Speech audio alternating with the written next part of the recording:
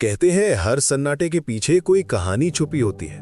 कुछ कहानियां जो कभी लिखी नहीं जाती, कुछ आवाजें जिन्हें कोई सुनना ही नहीं चाहता। लेकिन जब यही कहानियां रात के अंधेरे में जीवित हो उठती हैं, तो इंसान और परछाई के बीच का फर्क मिट जाता है। आप सुन रहे हैं अनसुनी कहानियां, जो सिर्फ सुनी नहीं जाती, महसूस भी की जाती हैं। जहां डर कानों से नहीं, रगों से होकर उतरता है। तो अगर हिम्मत है तो आइए चले इस सफर पर मेरे साथ। मैं हूं अनजान, आपका दोस्त। और दोस्तों, इस चैनल पर आपको ऐसी ही अनसुनी कहानियां मिलेंगी लगातार, क्योंकि आपका भाई आपके लिए पूरी लगन से मेहनत करता है। आपको बस एक छोटा सा काम करना है, लाइक, शेयर और सब्सक्राइब। मुझे यकीन है आप ये जरूर करेंगे, ताकि मुझे नई नई कहानियां लाने का हौसला और आपकी सांसों में उतरने वाले डर को और गहरा करने की प्रेरणा मिलती रहे। तो चलिए शुरू करते हैं आज की अनसुनी कहानी। कहानी सुनने के बाद कमेंट में जरूर बताएं कि कहानी कैसी लगी, और लाइक, शेयर और सब्सक्राइब करना मत भूलना। दोस्तों, हर ट्रक वाले की एक कहानी होती है। हर मील का पत्थर एक दास्तान सुनाता है। लेकिन कुछ कहानियां ऐसी होती हैं जो सिर्फ सड़क पर ही नहीं, बल्कि आत्मा में भी गहरे तक उतर जाती हैं। कुछ दास्तानें सफर के साथ खत्म नहीं होती, बल्कि एक नए अनचाहे सफर की शुरुआत कर देती हैं। ये कहानी एक ऐसे ही ट्रक वाले राजा राम उर्फ राजू भाई की है, जिसकी जिंदगी एक रात में हमेशा के लिए बदल गई। एक रात जब उसने एक ऐसे ढाबे पर अपना आखिरी खाना खाया जो शायद कभी था ही नहीं, और उसका जवान खलासी पिंटू पीछे के केबिन में बेखबर सोता रहा। राजू भाई उस रात बच तो गए, अपने शरीर के साथ वापस आ गए, लेकिन उनकी ट्रक में एक ऐसी आवाज हमेशा के लिए कैद हो गई, जो आज भी उनके साथ सफर करती है। एक ऐसी फुसफुसाहट जो सिर्फ उनके कानों में नहीं, बल्कि उनकी रूह में गूंजती है। यह सिर्फ एक कहानी नहीं, ये एक चेतावनी है, एक ऐसा अनुभव जिसे सिर्फ सुना नहीं जा सकता, महसूस किया जा सकता है। रात का अंधेरा अपनी चरम सीमा पर था। घड़ी की सुइयां ठीक 2 बजे का इशारा कर रही थी, और NH-44 पर सिवनी घाट का रास्ता सुनसान पड़ा था। इतना सुनसान कि मीलों तक कोई दूसरा वाहन नजर नहीं आता था। बस मेरी 22 व्हीलर की तेज हेडलाइट्स थीं, जो इस गहरे सन्नाटे को चीरते हुए आगे का रास्ता चमका रही थी। मैं राजा राम, जिसे मेरे साथी ट्रक ड्राइवर राजू भाई के नाम से जानते हैं, पिछले 20 सालों से इस सड़क पर अपनी जिंदगी गुजार रहा हूं। इन 20 सालों में मैंने न जाने कितने तूफानों का सामना किया है, कितनी रातें बिना पलक झपकाए गुजारी हैं, लेकिन उस रात जैसी ठंड, वैसी हड्डियों को कंपा देने वाली सर्द हवा मैंने पहले कभी महसूस नहीं की थी। पीछे केबिन में मेरा खलासी पिंटू चादर ओढ़े सो रहा था। बेचारे को कल शाम से ही तेज बुखार था, और मैंने उसे दवा देकर सुला दिया था। हवा में एक अप्राकृतिक ठंडक थी जो हड्डियों तक में चुभ रही थी, और ट्रक का थर्मामीटर 6 डिग्री से भी नीचे जा चुका था। इंजन भी इस ठंड से जूझ रहा था। उसकी घरघराहट बता रही थी कि वो भी अब ठप होने की कगार पर है। गाड़ी में रखा दाल रोटी का डिब्बा कब का खत्म हो चुका था, और पेट में चूहे नहीं, डायनासोर दौड़ रहे थे। खाली पेट की वजह से दिमाग भी सुन्न पड़ रहा था, और हवा का शोर मेरे कानों में किसी डरावनी धुन की तरह बज रहा था। हर गुजरते पल के साथ मेरी बेचैनी बढ़ती जा रही थी। मुझे पता था कि इस सुनसान रास्ते पर इतनी रात को कुछ भी मिलना नामुमकिन है, लेकिन भूख ने मेरी सारी समझ को ताक पर रख दिया था। तभी एक लंबे और घुमावदार मोड़ के बाद मेरी हेडलाइट्स की रोशनी में सड़क किनारे एक अजीब सा ढाबा दिखा। उसकी छत लाल टीन की थी, जो अंधेरे में भी चमक रही थी। ढाबे के बोर्ड पर एक पीली टिमटिमाती ट्यूबलाइट लगी थी, जिसकी रोशनी में कुछ शब्द लिखे थे। मेहमान खाना, पैसे वालों के लिए नहीं, मुफ्त खाना, रात 12 से 4। ये बोर्ड देखते ही मेरे दिमाग में खलबली मच गई। मुफ्त खाना रात के 2 बजे इस वीरान घाट पर? मेरा 20 साल का अनुभव चिल्ला रहा था कि ये सब गलत है, कुछ तो गड़बड़ है। लेकिन पेट की आग ने मेरी सारी तर्क शक्ति को दबा दिया। मैंने खुद को समझाया, राजू, भूत प्रेत सब दिमागी वहम है। अभी तो बस पेट भरना है, सुबह होने से पहले निकल जाना है। मैंने अपने मन को शांत किया, इंडिकेटर दिया, और धीरे धीरे अपने भारी भरकम ट्रक को ढाबे के सामने खड़ा किया। इंजन बंद होते ही एक अजीब सी खामोशी छा गई। सिर्फ हवा की सनसनाहट और मेरे दिल की धड़कनों की आवाज सुनाई दे रही थी। मैंने एक गहरी सांस ली और ट्रक से नीचे उतरा, उस अनजान ढाबे की ओर बढ़ते हुए, जहां मुफ्त खाने का लालच मेरी सबसे बड़ी गलती साबित होने वाला था। ढाबे के अंदर कदम रखते ही एक अजीब सी गर्माहट ने मुझे घेरा। बाहर की कड़कड़ाती ठंड के ठीक विपरीत यहाँ का वातावरण सुकून देने वाला था। 2 बड़ी पुराने जमाने की हांडियां चूल्हे पर चढ़ी थीं, जिनसे भाप ऐसे उठ रही थी जैसे कोई बेचैन आत्मा किसी दरवाजे से बाहर निकलने को छटपटा रही हो। उस भाप के साथ एक अजीब सी सुगंध आ रही थी, मिठाई और मसालों का एक ऐसा मिश्रण जो मैंने पहले कभी नहीं सूंघा था। ढाबे में मालिक के सिवा कोई और नहीं दिखा। वो उम्र में 50 के आसपास का रहा होगा, लेकिन उसकी आंखों में एक अजीब सी चमक थी, सफेद, जैसे रात के अंधेरे में जुगनू चमकते हैं।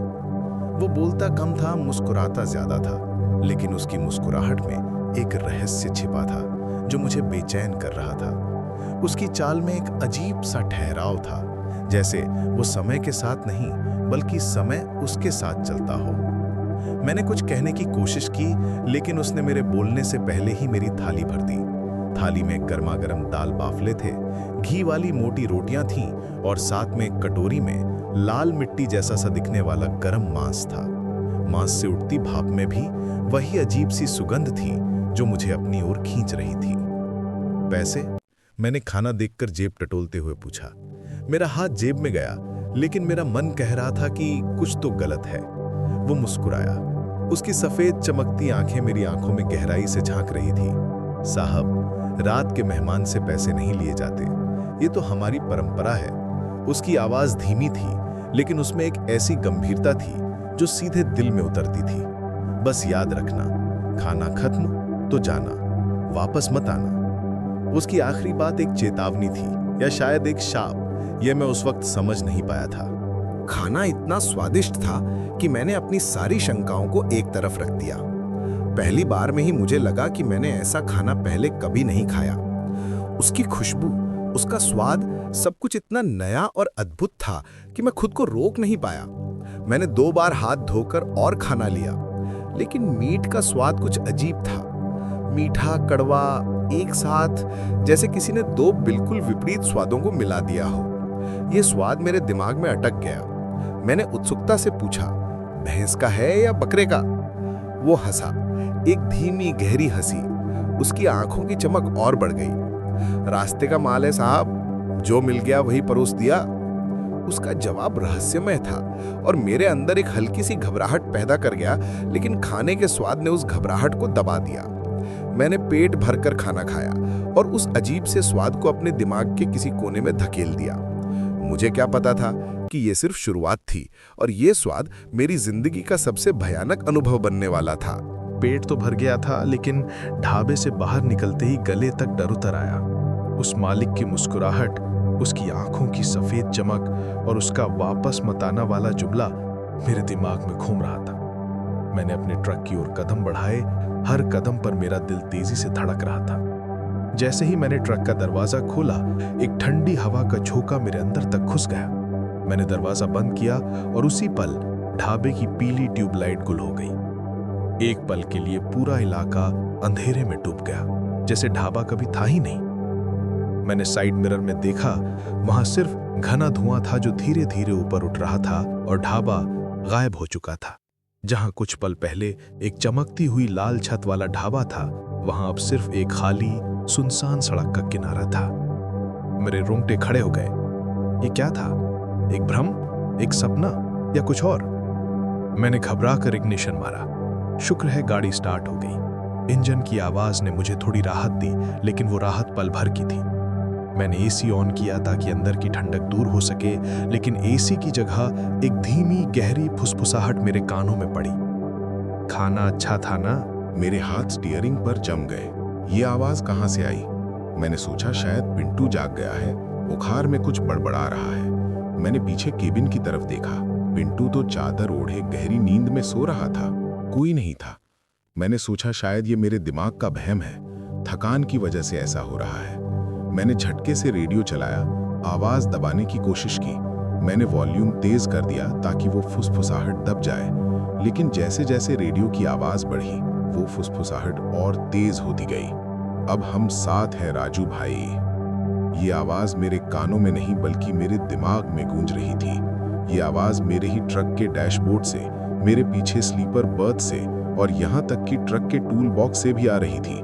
ऐसा लग रहा था जैसे वो आवाज चारों ओर से मुझे घेरे हुए हो, जैसे कोई अदृश्य शक्ति मेरे साथ मेरे ट्रक में ही बैठ गई हो। सड़क पर कोई नहीं था, सिर्फ मेरी हेडलाइट्स की रोशनी थी जो आगे का रास्ता दिखा रही थी। मैंने तेजी से गाड़ी भगाई, 80 की स्पीड पकड़ी, लेकिन वो आवाज मेरा पीछा नहीं छोड़ रही थी।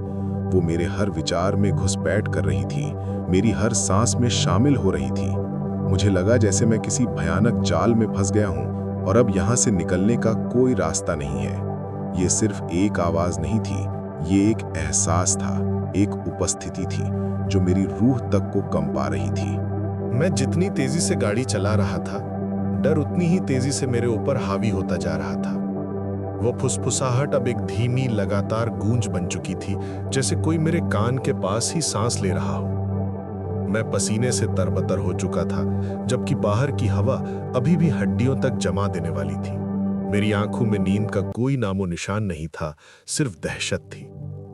तभी फ्रंट ग्लास पर धीरे से लाल मिट्टी के छींटे पड़े, एक, फिर दो, फिर कई। मेरी नजरें उन छींटों पर जम गईं। ये कहां से आए? मैंने वाइपर चलाया, लेकिन छींटे हटे नहीं, बल्कि वे और गहरे हो गए, जैसे वे ग्लास के अंदर से आ रहे हों। मेरी सांसें अटक गईं। ये क्या हो रहा था? फुसफुसाहट अचानक बदलकर एक भयानक चीख में बदल गई। रोको, मुझे उतरना है। चीख इतनी तेज थी कि मेरे कान सुन्न हो गए। ऐसा लगा जैसे ट्रक के हर कोने से, हर धातु के टुकड़े से वो चीख निकल रही हो। मेरी हिम्मत टूट गई। मैंने बिना सोचे समझे ब्रेक मारा।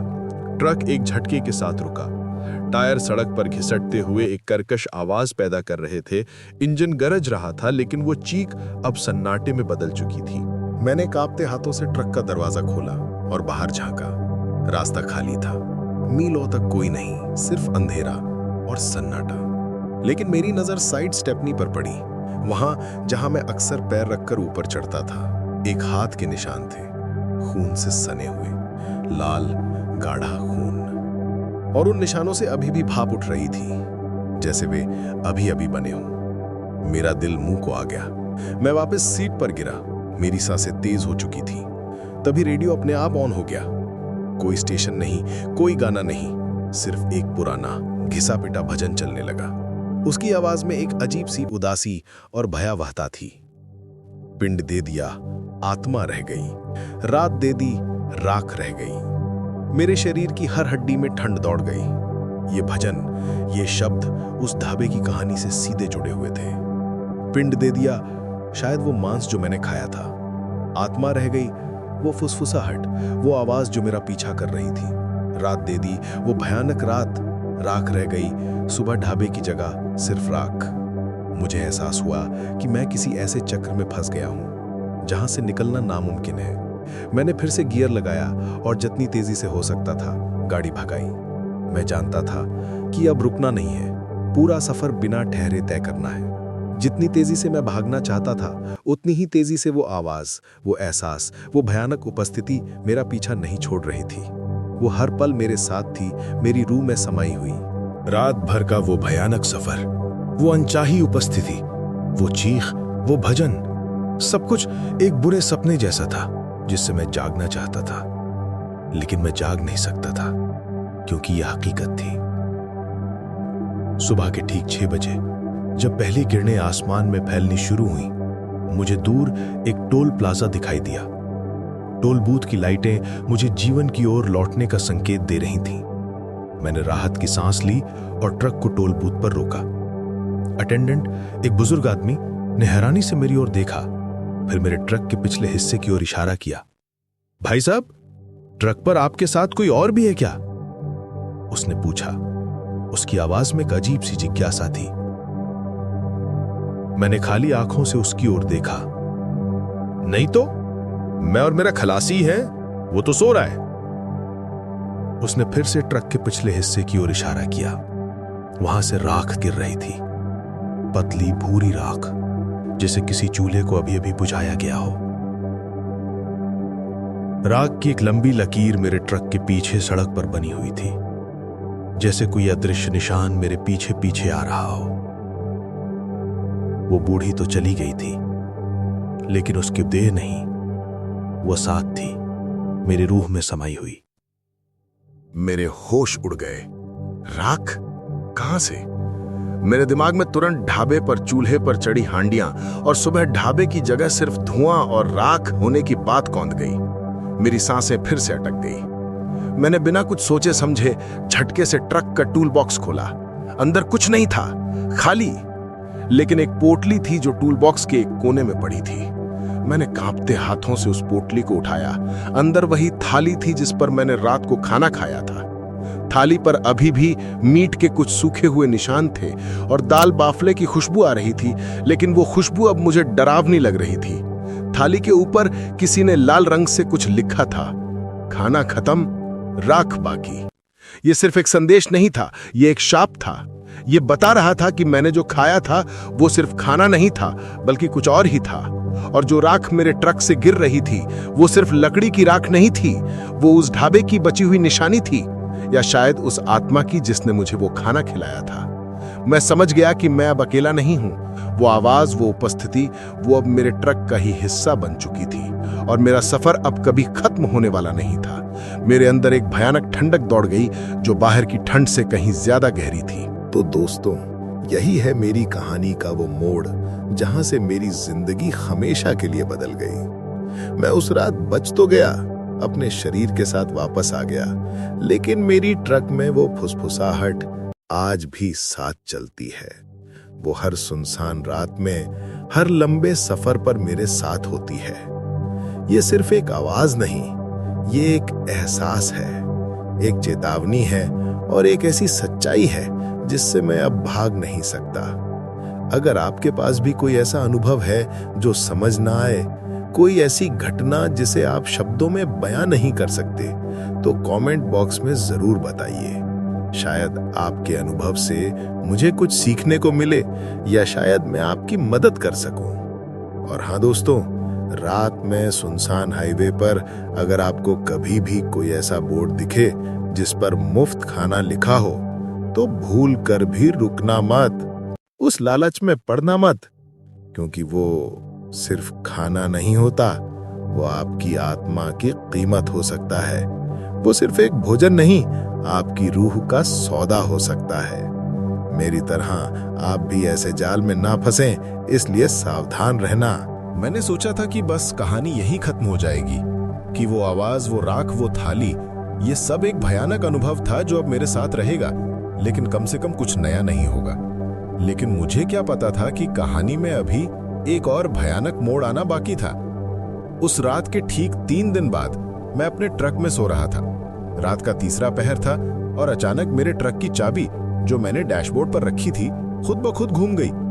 चाबी के घूमने की हल्की सी आवाज ने मेरी नींद तोड़ दी। मैं हड़बड़ाकर उठा और देखा कि चाबी अपनी जगह पर नहीं थी।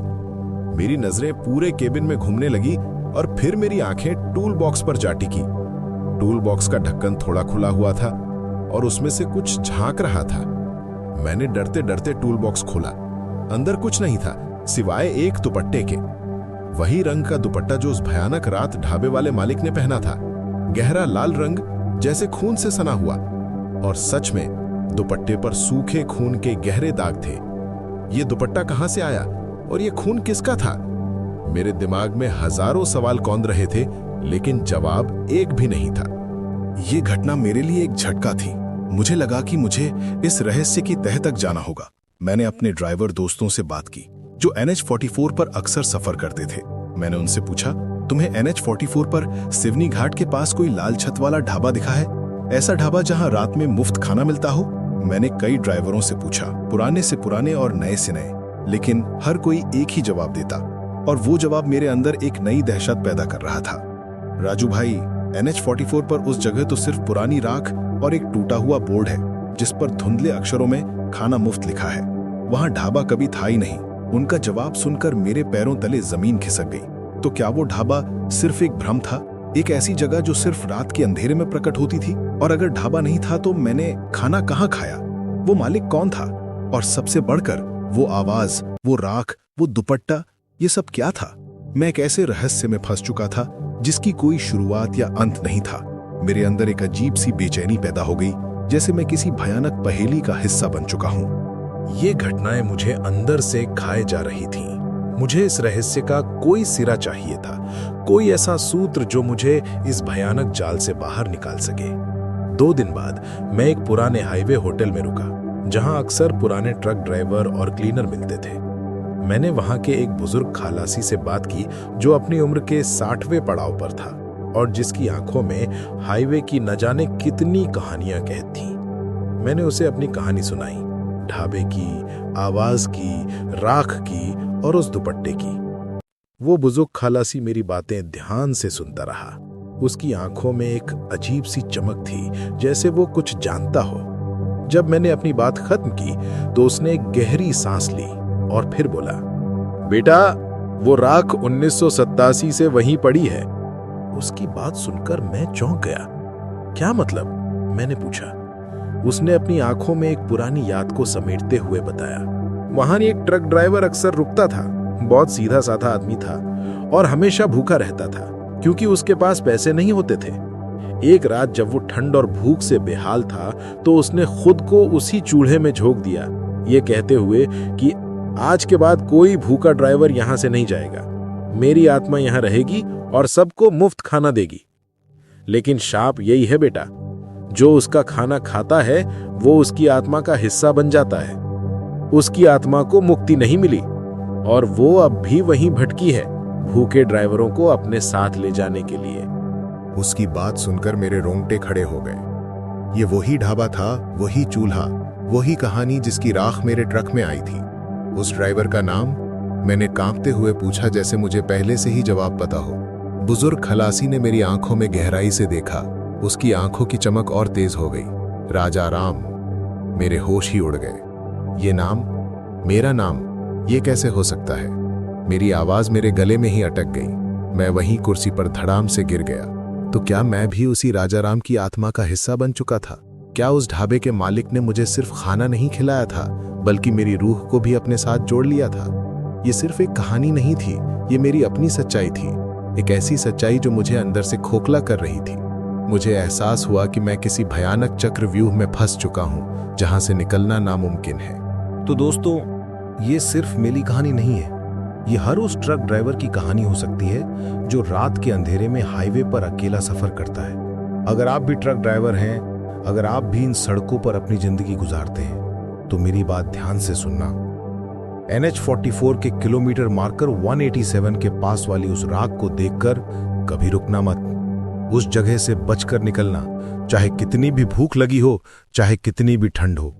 और हां, कभी भी मुफ्त खाने वाले बोर्ड पर यकीन मत करना, क्योंकि वो सिर्फ एक लालच नहीं, एक जाल हो सकता है। वो सिर्फ एक खाना नहीं, बल्कि आपकी आत्मा का सौदा हो सकता है। आपका नाम भी उस लिस्ट में हो सकता है जिसे कोई बुजुर्ग खालासी किसी दिन किसी और ड्राइवर को सुना रहा होगा। ये वीडियो अभी खत्म नहीं हुआ है। नीचे मैं आपको बताऊंगा कि मैंने कैसे उस आवाज को थोड़ा शांत किया, कैसे मैंने अपनी जिंदगी के इस भयानक सच के साथ समझौता करना सीखा।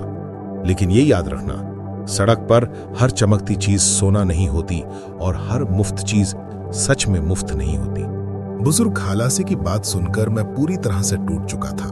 मुझे लगा कि अब मेरी जिंदगी खत्म है। मैं हर रात उस आवाज के साथ, उस उपस्थिति के साथ, उस भयानक राजा राम की आत्मा के साथ रहने को मजबूर हूं। लेकिन फिर भी मेरे अंदर जीने की एक छोटी सी उम्मीद बाकी थी। मैंने सोचा कि शायद कोई रास्ता हो, कोई ऐसा तरीका जिससे मैं इस शाप से मुक्ति पा सकूं। मैंने कई लोगों से बात की, कई जगहों पर भटका और अंत में एक तांत्रिक से मदद मांगी। वो तांत्रिक एक बूढ़ा अनुभवी आदमी था, जिसकी आंखों में भी कुछ ऐसी ही चमक थी जैसी ढाबे वाले मालिक की थी, लेकिन उसकी चमक में दया और समझ थी।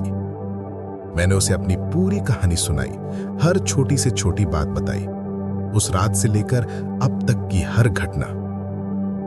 तांत्रिक ने मेरी बात ध्यान से सुनी और फिर एक गहरी सांस ली। जिस रात तुमने उस ढाबे पर खाना खाया, उसी रात तुमने उसे न्योता दे दिया राजा राम। तुमने उसकी आत्मा को अपने साथ आने का रास्ता दे दिया। अब वो तुम्हारे साथ रहेगी जब तक कि उसे मुक्ति ना मिल जाए। उसकी बात सुनकर मेरे अंदर एक और डर पैदा हो गया। तो क्या कोई रास्ता नहीं है? मैंने कांपते हुए पूछा। तांत्रिक ने अपनी आंखें बंद की और फिर खोली। रास्ता है, लेकिन आसान नहीं।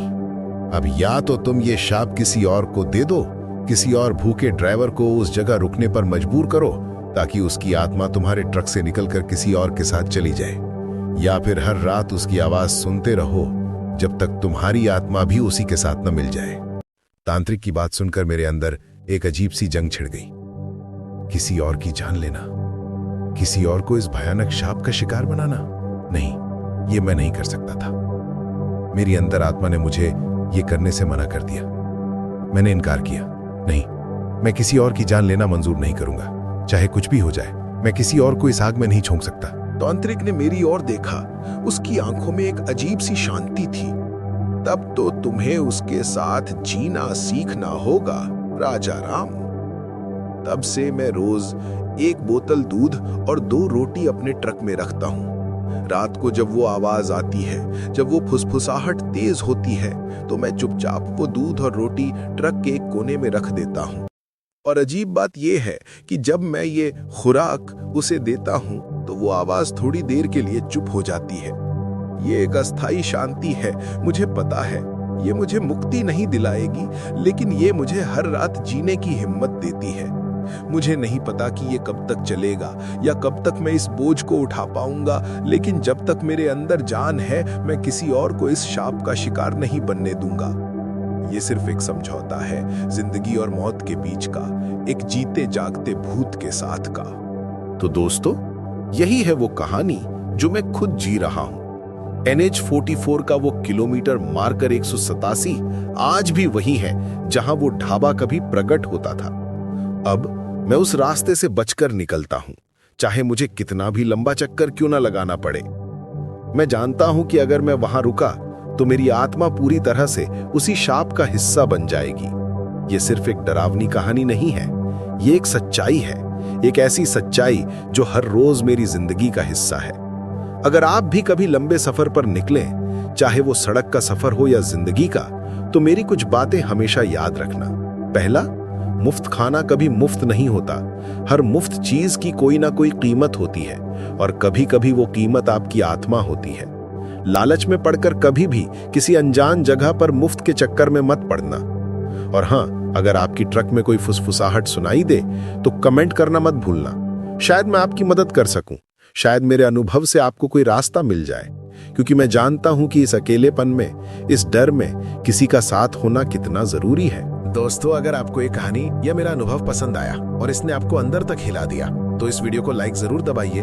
अपने ड्राइवर दोस्तों को, अपने जानने वालों को शेयर कीजिएगा, ताकि वो भी सावधान रहें, ताकि वो भी ऐसी किसी भयानक रात का शिकार ना बने। चैनल को सब्सक्राइब करें। हर हफ्ते एक सच्ची सी रोंगटे खड़े कर देने वाली डरावनी कहानी आपके लिए लाता हूं, ताकि आप जिंदगी की इन अनसुनी सच्चाइयों से वाकिफ हो सकें। और याद रखना, सड़क पर भूख लगे तो भगवान पर भरोसा करो, अपनी मेहनत पर भरोसा करो, पर मुफ्त खाने वाले बोर्ड पर नहीं। सेफ रहो, सड़क पर आंखें खोलकर चलो, क्योंकि दुनिया जितनी दिखती है उससे कहीं ज्यादा रहस्यमयी और भयानक है।